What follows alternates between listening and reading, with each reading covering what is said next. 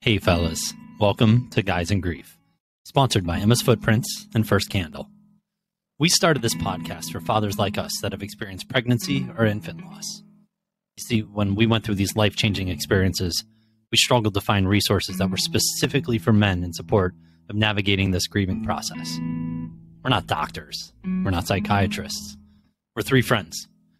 We're grieving fathers that have been through the unthinkable and want to help others by talking about the unique and often undiscussed perspective of men that have experienced child loss. We welcome you to join us on this journey.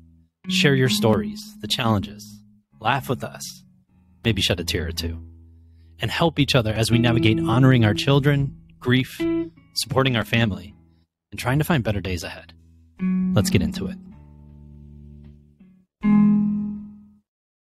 Well, hey everyone, and welcome to another episode of Guys in Grief. I'm Brad. I'm Brian. I'm Brandon. What's going on? How you doing? Fellas? All right. It's good to be back. It's nice to see you guys. Great seeing Absolutely. you guys. It's been a wild ride already, fellas. We're today's actual date is January 25th when we're recording this. We just are 3 weeks out from releasing our first episode. I'm going to get a couple episodes. I gave you guys some interesting stats. And I'm going to give you a couple more here today that I think will be really, really cool if you don't know these already. So did you know 1, 2, 3, 4, 5, 6. We have people listening in 9 different countries. I'll give you $100 if you can name all 9. I don't think I can name 9 countries in general. Ooh, True. I can give you one. Yeah. I can point on a map and point at 9. And point at 9. There we go. Fellas, we have, of course, the United States. Tell us we got a Polish listener. That would be great. Cool. For... Not yet. Come on, Polish love. We need you here. We have Canada, Australia, United Kingdom, France, Belgium, Malaysia, Estonia, and Kenya. What's up, Kenya? What's I got up, some Estonia? work With me? It's unbelievable. The fact that we've been doing this for 3-4 weeks, as far as being live out into the world, and we have 9 countries. And, that's awesome. God bless beautiful. The USA, and thank you to all of you that are listening. Thank you. But man, unbelievable love across the globe. Literally. And for those of you that are in Estonia, Kenya, Malaysia, I put my phone away so I don't remember all of them. Every other country listening, we would love to hear from you. How Please. You found us. Reach out. What we can do to support you in your country.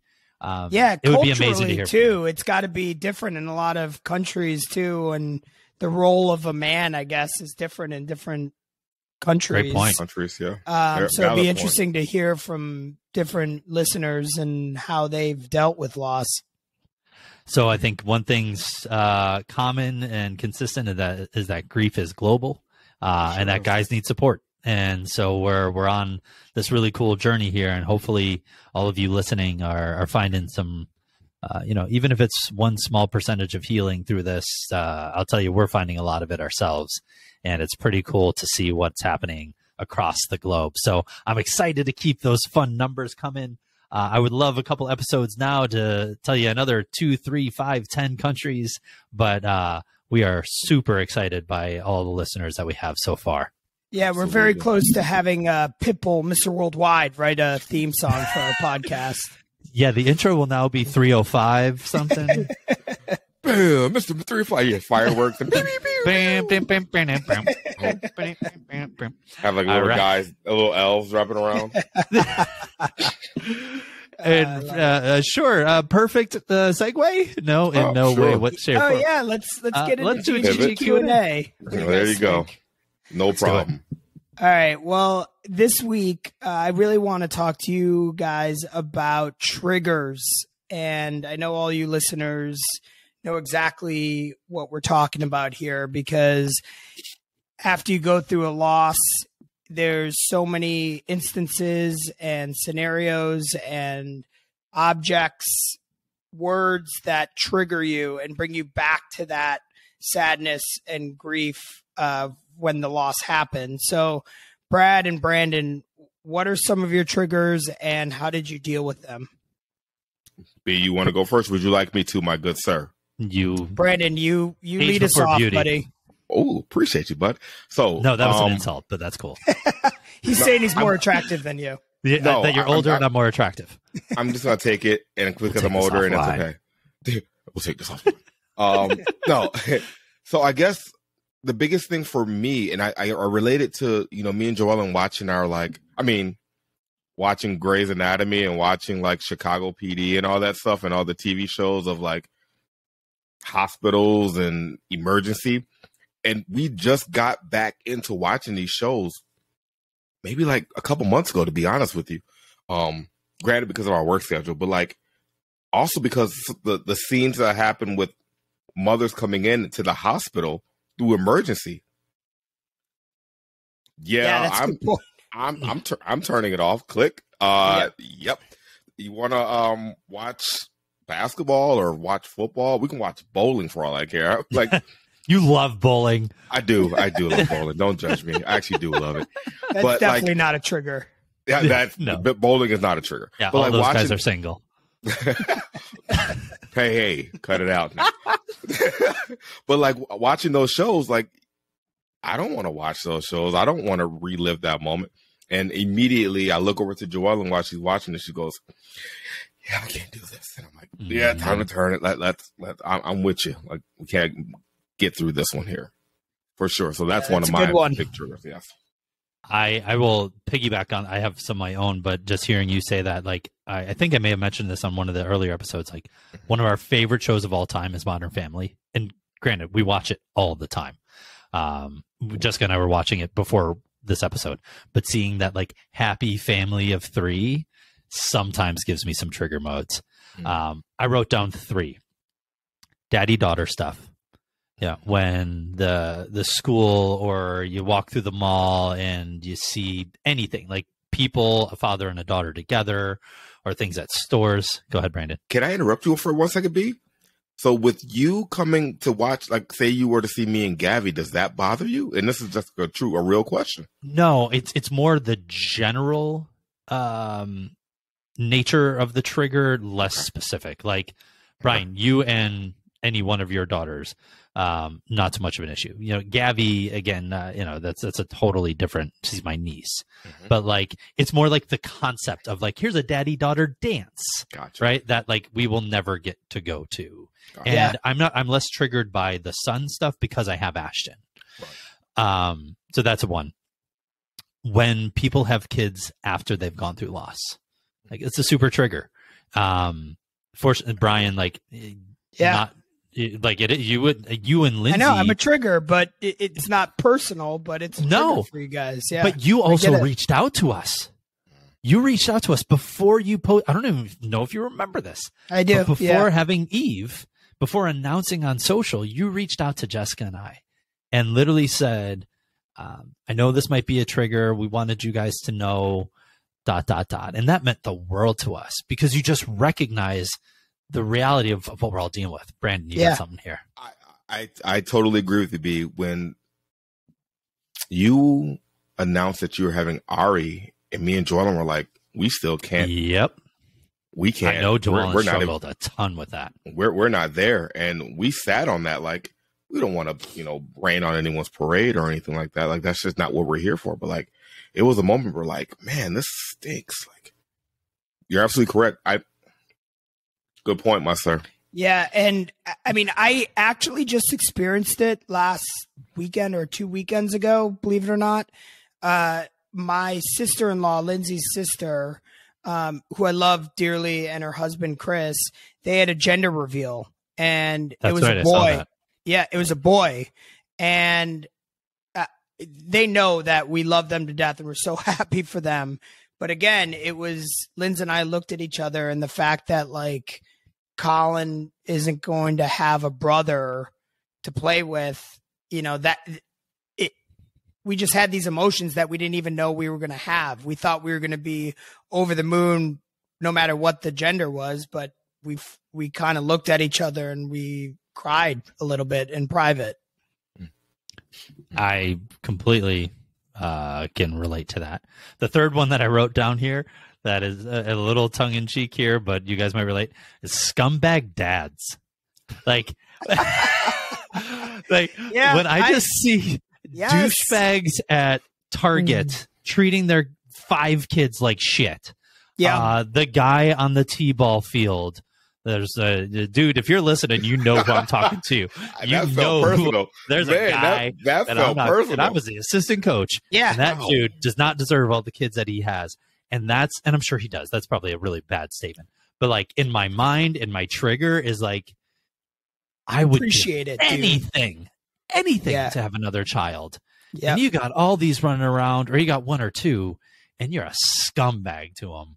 Man, that triggers the hell out of me. I'm just being real, boys. Yeah, that's a good one. That's what we're here for. That's fantastic, B. That's a really good one. That felt all right. personal. I think that's a good one. It was personal. Yeah. Oh God. Well, that's a good lead into our next segment. Next to a episode, not scumbag dad. Oh yeah, scumbag dad. Yeah, absolutely. The 3 of us unload a little bit on what's on our chests, and you guys can look forward to that. But yeah, I think that's a good ending to this, and. Send in your own triggers. We'd love to hear from you guys because I think it's important. One that I wrote down really quickly was just even hearing sirens, like police sirens or ambulance sirens. You'll hear my story in this episode, but we had to call 911 and you hear those sirens and you immediately go back there. So we know it's hard. It's never going to get easier, but you talk about it and you acknowledge it. And I think that helps. That's some real truth right there, man. And one that Brandon and I have not had to experience, but I can only imagine how incredibly triggering that is. Yeah. And a beautiful, maybe not beautiful, but a nice segue into our incredible Brian Scruton, bravely telling his story here. This rounds out the 3 of us hosts telling our stories. And we thank you all for allowing us the space to truly go deep into our children and what we've been through. And the purpose behind the pod, if you will, is these children that we've had the beautiful opportunity to talk about on individual episodes, but also, throughout every single episode. So Brian, we are here to support. We're certainly here to ask any questions, but in a lot of ways, man, we're going to turn the mics over to you and tell us about Austin. All right. Well, thank you, Brad. It's hard to follow up your stories. You guys both bravely and courageously told the stories of your journeys, and I know our listeners appreciate that. So I'll do my best to tell the story of Austin, my son, who we lost at 5 weeks. So I'll sort of just start from my background. Grew up in Syracuse, New York, played soccer at Cornell, got a job in Stanford. Not a big deal. Not a big deal. It's Ivy League school. Ever heard of it? Go Bart. Look at my feet. Look at my feet go. Kick that ball. Policy analysis and management major. No, not a big deal. Anyways. That meant nothing to me, but cool. Keep going. For the Cornellians out there, it will be. I did not sing a cappella, which. Damn! I would have been more impressed by that. So I ended up moving to Connecticut, took a job with Cushman & Wakefield, and that's where I met my wife, Lindsay, in Stamford, Connecticut, at a bar, old school way. Just picked her up at a bar, and she couldn't resist me and totally fell in love with me. That's the story. I'm sticking to it. Hey, man. She's not coming on to be able to refute that. It's out there right now, buddy. It's out there. I think it's true, though. I think it's totally true. She just couldn't resist me. Anyways, we obviously fell in love. Interestingly enough, sort of backstory, all the listeners probably realize my voice is a little raspy, and the main reason it's not just because you're devilishly handsome and ruggedly voiced. Well, you would have won. You would have won in the 90s. Real estate broker, I was like a sex line. Hey, okay. Good morning. That's a whole nother podcast. It paid the bills. But in all seriousness, I had vocal cord cancer, and Interestingly enough, I went to 3 doctors. They all told me I had acid reflux. Nothing was wrong.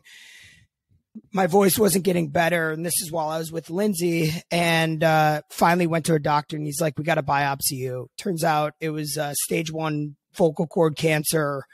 And that was literally they biopsied me the 2 days before we left for our engagement trip when I was going to propose to Lindsay. So we don't even hear the news. We have this amazing trip. I proposed to her at the running of the bulls in Spain, and we do this awesome like Spain, Italy trip, come back, find out it's positive, stage 1 cancer. And I won't get into details of it, but I'm good now. I got radiation. They tried to surgically remove it. They realized it was kind of spread out a little bit, got radiation. I'm all good now. And my voice is back. So that's the reason you hear me talk loud and sing, and I'm proud of it. So we thought. Can I add in there real quick too? Yeah. That I mentioned on the very first episode. Brian and I, we've been close for many, many years. I remember taking you to a treatment once, all 4 of us in the car, Jessica and Lindsay. That's right. Off in Jersey. And we were coming from somewhere and dropping you off. And I remember then being like, man, life is fucked up. And life is so hard. And little would we know, fast forward, 8-9 years later, we'd be hosting a podcast on a very different fucked up topic. Yeah, exactly. And that's such a good point. And that's kind of where I was going with it. And, we thought that was the worst we were going to have to go through. It's very, it's an interesting dynamic where I'm fighting it. I kind of treated it like it was a cold. I'm like, give me all the treatment. I'll battle through it, whatever. But Lynn's, and as a partner in it, and we kind of talked about it last episode, you kind of feel helpless in a way where like sometimes there's just not a lot you can do, and you just, it can pay a toll on you. So we got through that happily. We got married. We got married on a Monday because I had to get on Lindsay's health insurance. We ended up having a real wedding. And then we had our son, Colin, who is 5.5 right now. Beautiful child. Everything went well. We couldn't be happier. Golf prodigy. Yeah, he does like his golf. He's awesome. So fast forward, we weren't necessarily trying, but there was no goalie, and we got pregnant with Austin very quickly, probably when Colin was about 8-9 months. And again, the pregnancy went well. A couple complications with like Lindsay getting the flu, hand, foot, and mouth disease, which, I mean, that was the first time I heard of that disease. Like, I don't even know what that is. I always thought it was called hoof and mouth. So sidebar, really, really weird, and that's even from more the 1800s when yeah. I used to be a pioneer. Yeah, but yeah, we got through it, and Austin was born at 5 p.m. in room 5, and he was a beautiful boy, and he looked so much like Lindsay, and we couldn't be happier. Everything was going well. It certainly was a lot. I mean, it's hard to say now that we have 3 kids at home and how chaotic it is, but having the second kid seemed like a lot for us, just managing it. I was still trying to figure out when do I go back to work, and the pressures of still providing for 2 kids now. So, I went back to work probably after a couple weeks, 2 to 3 weeks, and things were still going well. And he was born on December 14th, and now we're into January. It's cold here in Connecticut. And I remember, Brandon, you talked about like the Justin Timberlake concert where you can't listen to him anymore. Can't listen to JT no more. The night before he passed, we visited some friends in Stamford, and we watched an NFC championship game. And as weird as it sounds, and while we're recording this, we're going into the AFC NFC like championship games. that's like, I don't know if I can watch it. Like we just had a casual night watching the game and then drove home to our house in Fairfield.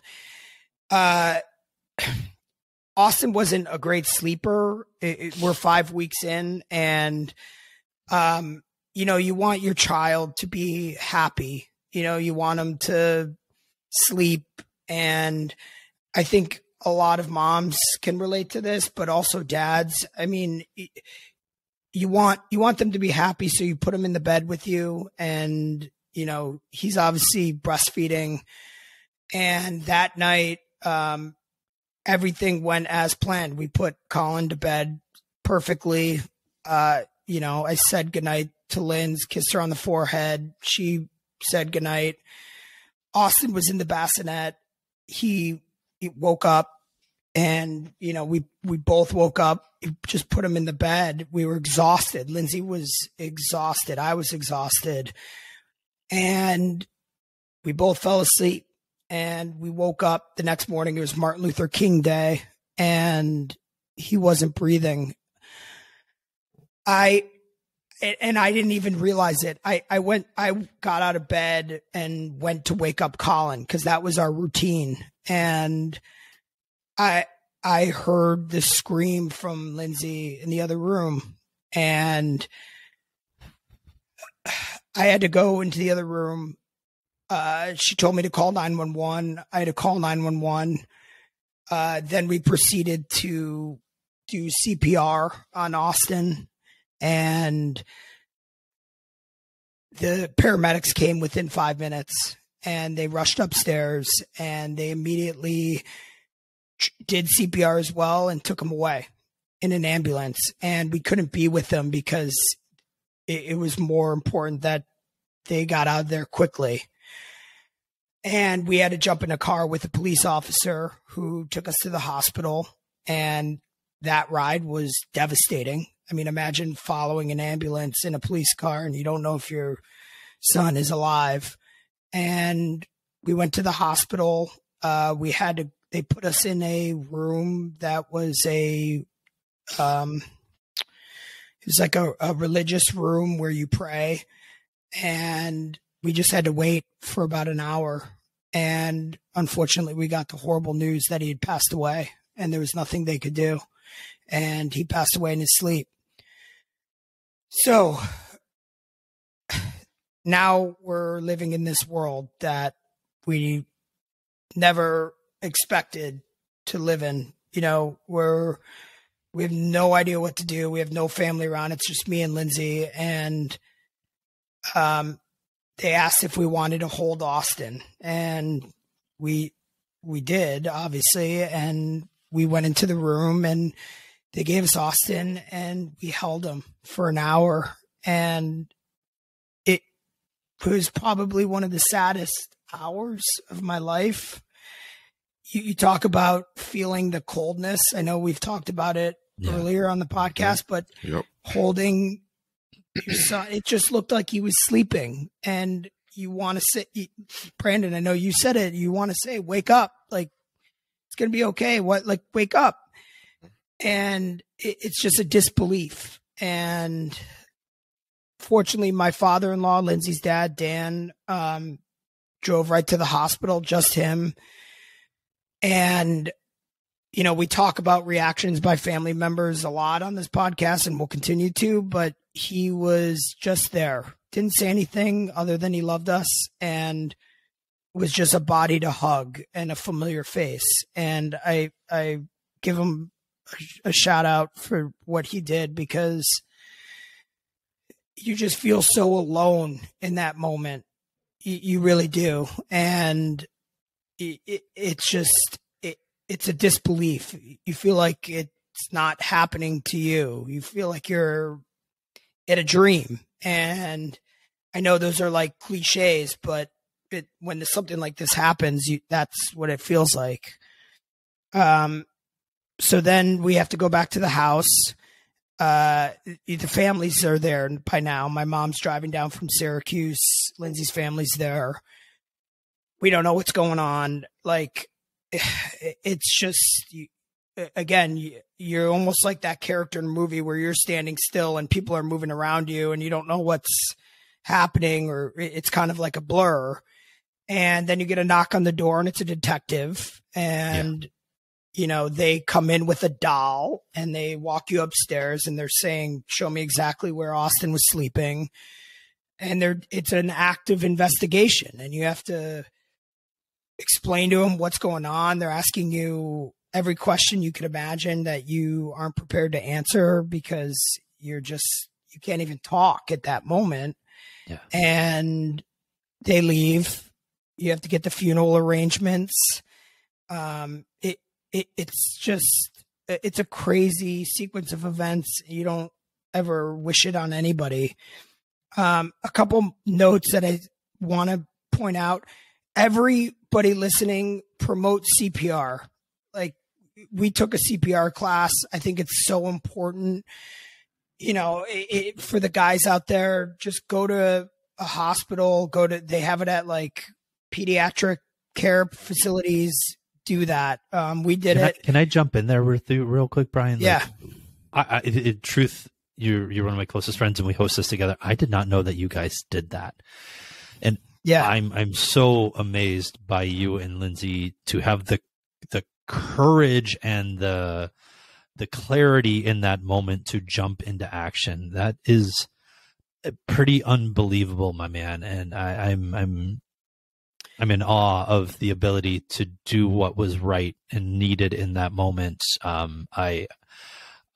There's no question or comment. Just I'm amazed that you guys were able to do that in that moment. Yeah, thank you. And again, I wish we could have saved his life, but sure, it's just important. You never know when you're going to be in that situation. Nobody ever expects to be in that situation, but if you're prepared, it could make a difference. And we did take the class. We were too late, but I just wanted to point that out because I think it's important for our listeners. So you're sitting there on your couch after all this, and you're asking yourself, what's next? Why us? Why did this happen to us? Why?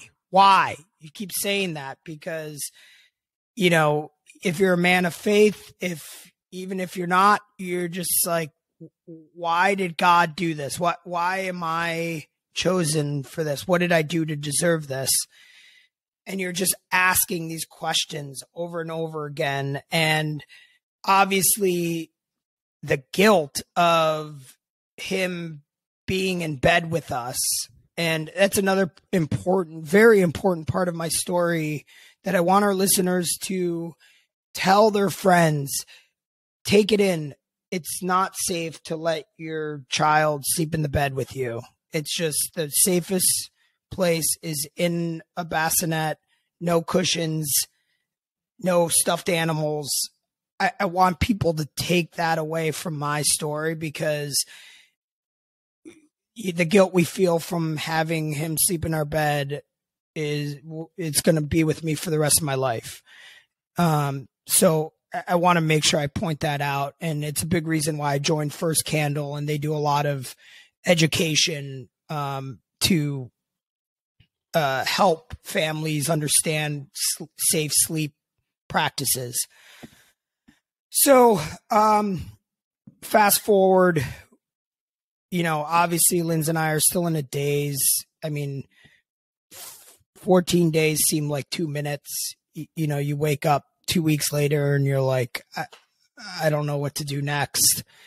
And we met Allison Jacobson, who it happens to be the executive director of First Candle, who lives very close to us.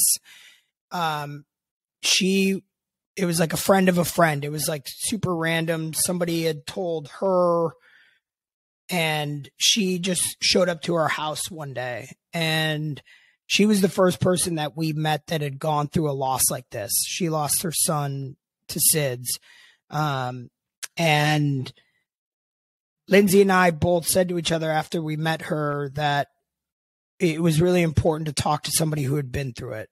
To see, she had lost her son probably, I want to say 15 to 20 years prior. So there's been some time, but I think just to see her as somebody who was okay and doing something positive for the world, being the executive director of First Candle. One of our sponsors, by the way. Huge Yes. shout out to First Candle. Yep. And I think that was really helpful. And she knew other people that went through similar losses. So she immediately put us in touch with them, local people in Connecticut.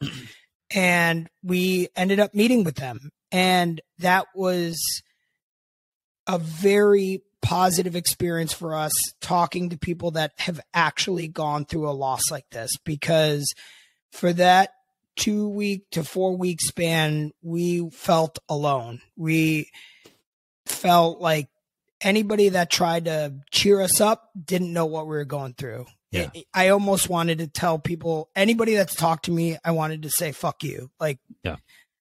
As awful as that sounds, it was just like, unless you've gone through it, you don't understand. It was like anger almost. And talking to other people that went through it and seeing that they kind of came out the other side, they're not better. They still remember their lost one, but it sort of helped us. We tried therapy. We picked the wrong therapist. Mm-hmm. She did not go through any sort of child loss. So the question she was asking us was invoking the same reaction, like, stop asking me this stuff. Yeah. You don't understand. And then we went to our priest at our church, and, his name's Father Sam. We're in debt to him. Lindsay and I are both Catholic. We go to church. We do have faith, but he didn't shove faith down our throats when we were talking to him. He listened. That's all he did. He asked probing questions to Lindsay and myself. We were there together. It was the first time we were hearing each other talk about Austin and our emotions. And that led us to articulate that how appreciative we are of each other, and we don't blame each other. And there was just so much guilt, and we did that for a long time, months, just meeting with him. He was just almost a facilitator for Lindsay and I to get stuff off our chest and talk. And that really helped a lot. Brian, and then, yeah, go ahead. Sorry, I'm sorry to interrupt your story, homie, but I didn't know a lot of this.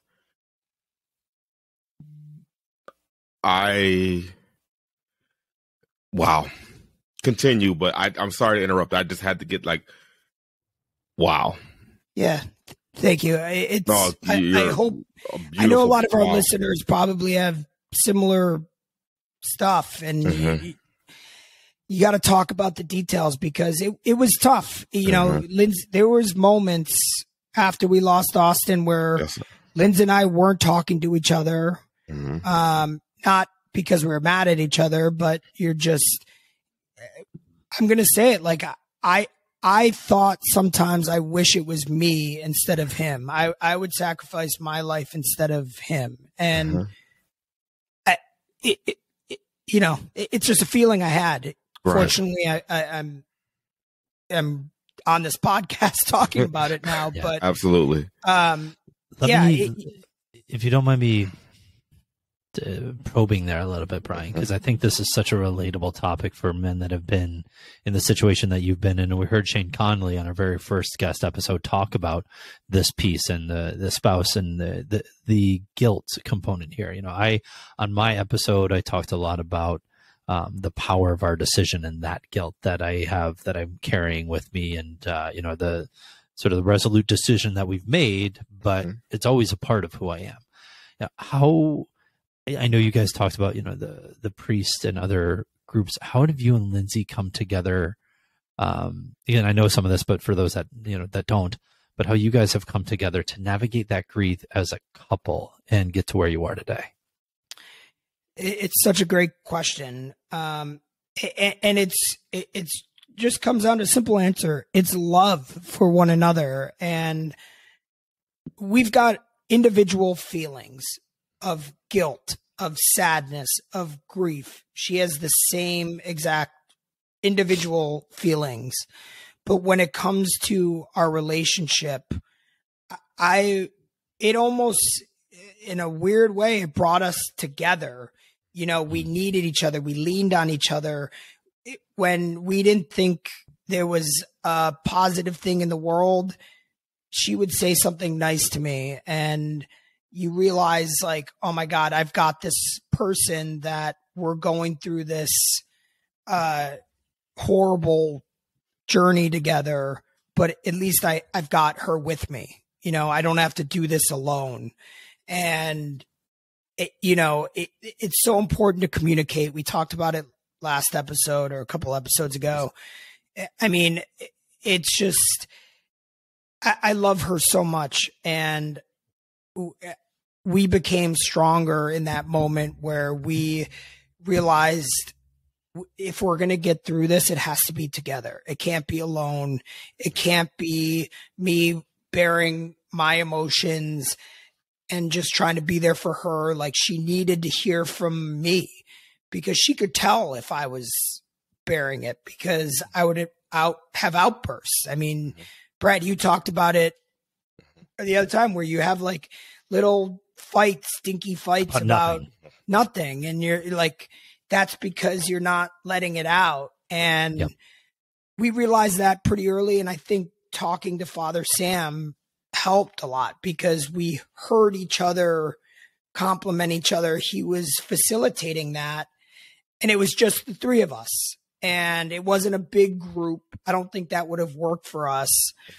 And again, everybody's going to have a different outlet. But in that moment, that helped with us. Just having an individual that he wasn't putting an agenda, or he wasn't trying to say he understood. He was just listening. And I mean, Mitch talked about it. You know, sometimes you might not understand, but if you listen, that's all we need when we're grieving. You know, sometimes we just need to talk, and it helps. So fast forward, I met Allison. I was in the process of, every year I schedule a bowl-a-thon for the real estate industry in Connecticut, and we raise anywhere from $50,000 to $150,000. So it's a pretty significant bowl-a-thon. And then every year we honor different charities. So I had this opportunity to honor First Candle and Austin, honor Austin and donate the money to First Candle. And that year we raised $170,000, I think. I mean, the outpouring of support was incredible. We got to talk Austin's name. We got to show pictures of Austin to right when you walked in the door. Yeah, and you were there. Picture Brad. was on a big, not billboard, but a big, poster right when you walked in, and it was beautiful. It was pretty beautiful. Yeah, and it felt good. I think that was a turning point to just say, like, wow, we're really doing something that's going to help future families, to educate them on safe sleep. A lot of what First Candle does is bereavement as well. So it felt like we just did something positive in Austin's name, and we got to remember him, talk his name, show pictures of him. And I think that started the wheels turning of, okay, like, I want to talk about this. I want to talk about what happened. I want to talk about Austin. And where before it was, I feel like if I talk about him, it's the saddest story ever, and nobody's going to ever want to talk to me ever again. So it kind of flipped, it went from absolute sadness, don't want to talk about it, to strangers, that is, but to, you know what, this is empowering. I love Austin. He's here. We're living this life now with this guardian angel. And I I think that was a turning point for me.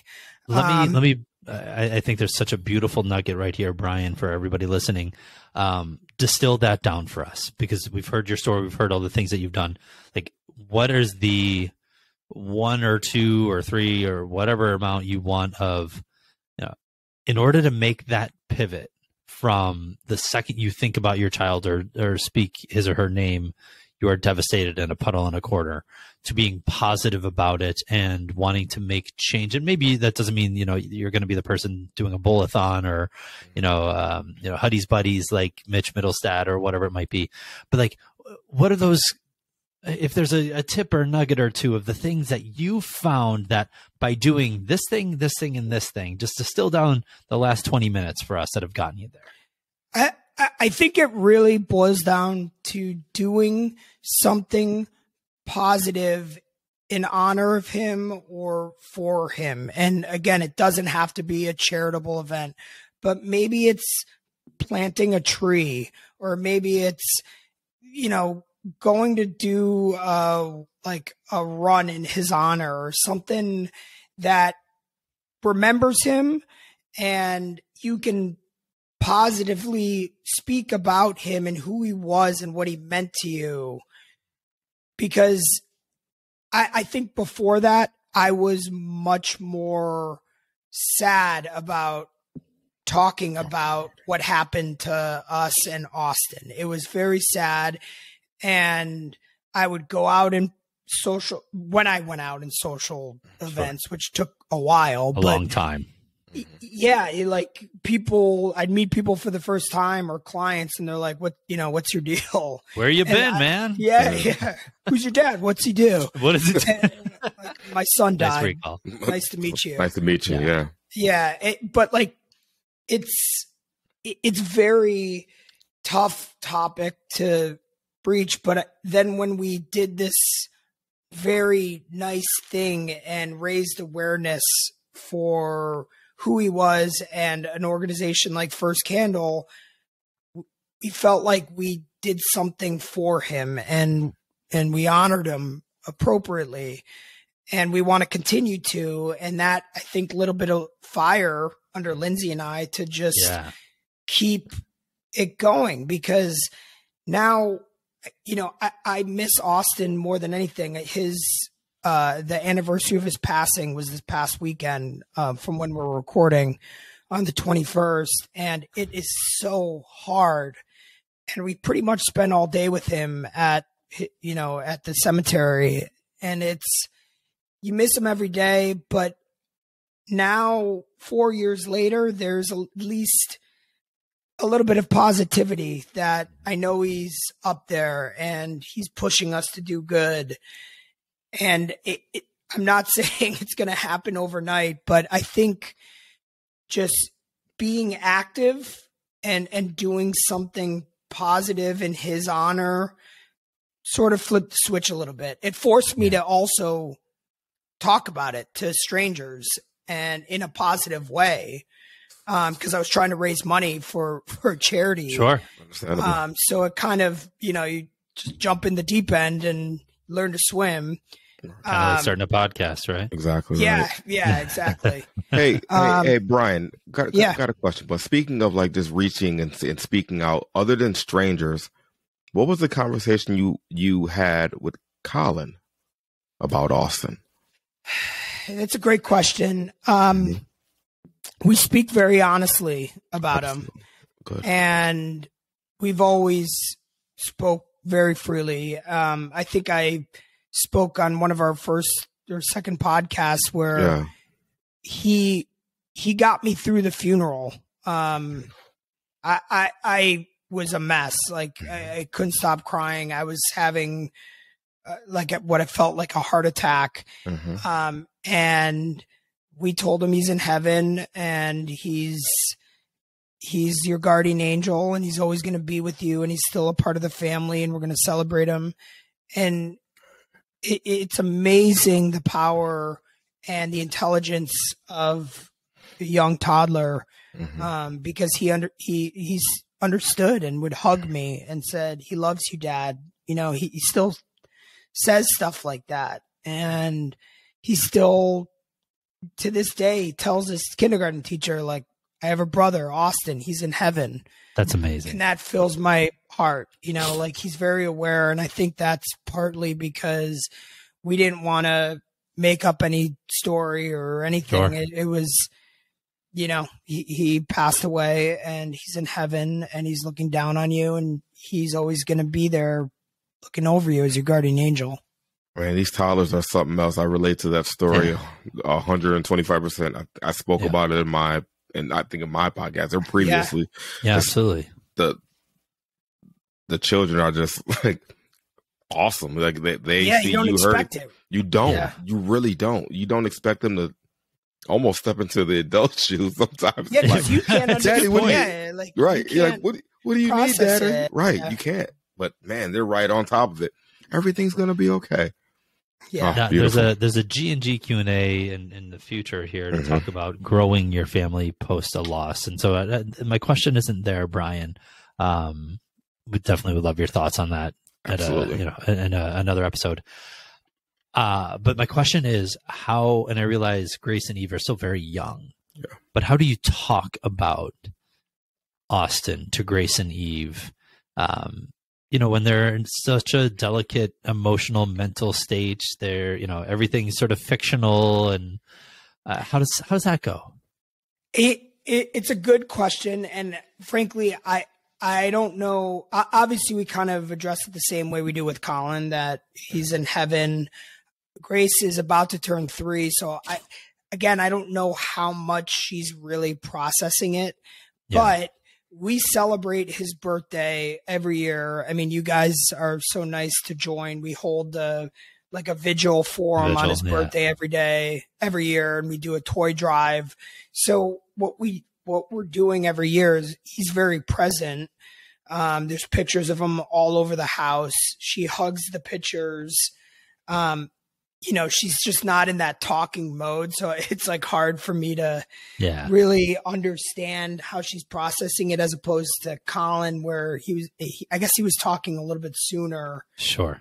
And had to grow up, much sooner than, a lot of kids, but it's tough. And again, we'll get into it later, but we are incredibly fortunate that we were able to have Grace and Eve, as our rainbow babies, because, that helped with the healing, where we are now. Like it gave us another purpose. And, I know it's tough for you, Brad. But it's beautiful, man. We want it for you. Yes. Yeah. We wanted more kids, and we were fortunate enough that we were able to have more kids, and we're cherishing every moment with it. Our house is chaotic, but I love every second of it, and I wouldn't exchange anything for it. It's amazing, man. Just a couple other minor points that I wanted to bring up. I talked about signs on other podcasts. Yeah. I was never a believer, as I said, about ghosts or signs or mediums or anything. I was always all right, whatever.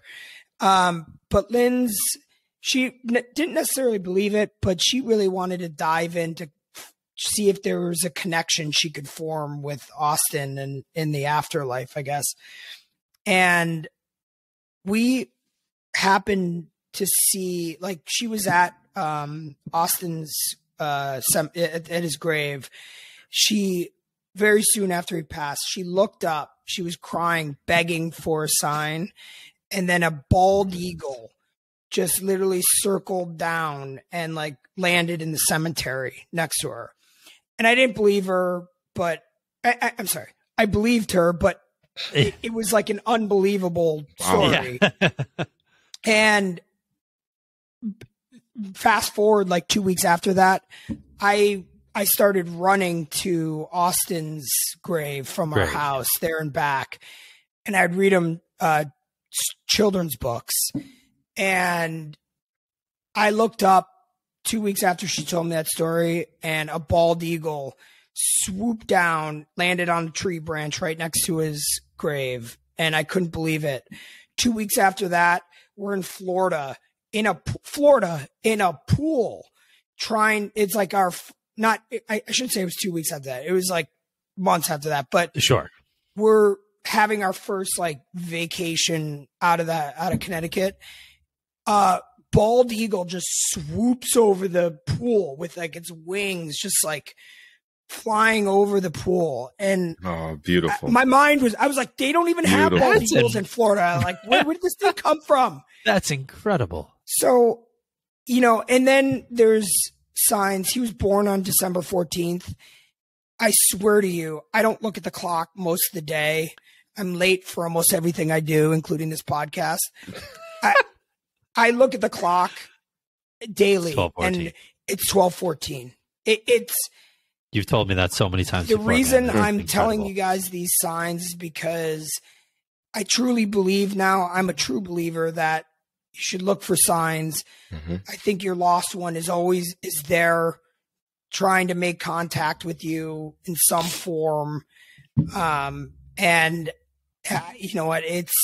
Look for the signs. Even if you don't believe it now, just they're there. They try are it. there. Like it, because it does. It makes me feel better when I see 12:14 or I see a bald eagle out of nowhere like that. I feel like he's sending us a sign. So I just wanted to make that last point. It's a really interesting point too, man, because I think the reality is like you can choose to deny them or you can choose to embrace them. Mm-hmm. The reality is like if you're looking for some, supernatural something to happen in front of your face, the likelihood is that's probably not going to happen. Mm-hmm. But that doesn't mean that things don't happen. Mm-hmm. You just have to choose to turn your eyes and your heart towards them, as opposed to closing them off. Yeah. And you guys taught you and Lindsay taught Jessica and I that a ton, because I remember you guys telling me some of this stuff before we went through our losses. I was like, oh, that's nice. And that's cool. Yeah. And now, right. Exactly. And now I'm like, that makes a ton of sense. And I guess my point there is like you choose. Yeah. Look for patterns. I mean, it's out there. Every little thing. I truly believe it. And it might, if you start looking for it and believe in it, it might bring some joy and bring you back a little bit, Great point. I think ours are cardinals. Yeah. We see a bunch of cardinals all the time. So there you go. It happens. Well, Brian, in Buffalo, which it's like 0 degrees. Yeah. In the wintertime, you see lots of cardinals. Menagerie in Buffalo. Brian, I know how difficult this was to do, especially, just very recently on the heels of Austin's anniversary. I appreciate your bravery, your kindness, and frankly, dude, like, I honestly don't think Guys in Grief exists without you and Austin, because you taught Brandon and I what it means to show love unconditionally and to grieve out loud and to be unapologetic about where you are in your life and doing the things to honor your child. And, if that disrupts somebody else, doesn't matter. Like, you're doing everything that you can to honor Austin's memory, and it's beautiful and it's inspiring. And I don't mean that to just make you feel good now. Like, I genuinely don't think we're having this conversation. There's hundreds of people listening that this podcast exists if it was not for Austin. Yeah. So thank you. That's really kind words. And it's tough. I want to point out, I'm not okay. Like, I'm not who I was before this. Like it's hard work, and you just gotta show love, show kindness, and you'll get it back. And, every day is a journey and a battle, and all you can do is have good friends, be around people that love you, tell people you love them, and, you'll be surprised what the world gives back. Brian, to picky off what Brad said, man, I'm speechless on just the strength your family have had, and have for your family. I appreciate you and I love you. Thank you. At the end of the I love day, you guys. Love you too, my sir. I'm so fortunate to be here with you guys. You said it's a battle and it's a journey, and we are awestruck by the way that you battle and inspired by the journey that you've taken. And so, as we always do, we'll give you the final words here to speak Austin's name. Austin, I love you so much. I think about you every day. Thank you for all the signs you send us, and I will continue to honor you. I love you so much, and I will see you soon. I love you. We love you, Austin. We love you, Brian. Austin. Love you, Brian. Thank you, everyone, for listening. Benatar, Love is a Battlefield. I don't have that in my media file over here. Thank you, I'm going to get a guitar and listening. learn those chords out of our intro, like doo doo doo. And I'm going to become friends with Arnold Schwarzenegger and really get him to come on here one time to do that media clip. Everybody, thank you so much for listening wherever you are in the world. As we talked about at the beginning, we are so honored that you're on this journey with us, and we're just at the beginning here. We want to hear your stories. We want to hear your topics, and we want to share a lot of love to your children as well. So our love today particularly pointed towards Austin, Brian, Lindsay, Colin, Grace, and Eve, and your entire family. Thank you for your bravery and sharing your story. We love you all, and we'll talk love you guys. next week. Thanks for listening.